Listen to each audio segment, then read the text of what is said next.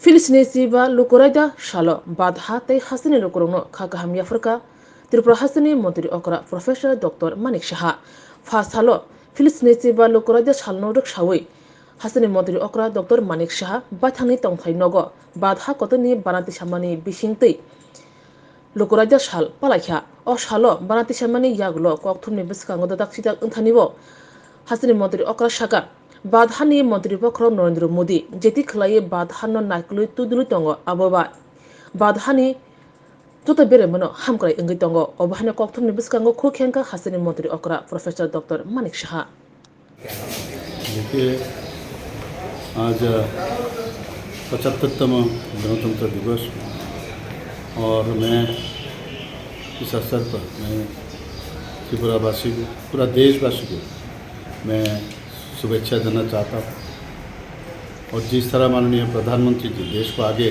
बढ़ा रहे हैं, हमारा देश जिस तरह अभी आगे बढ़ रहा है और ये हमारे लिए बहुत गर्व की बात है।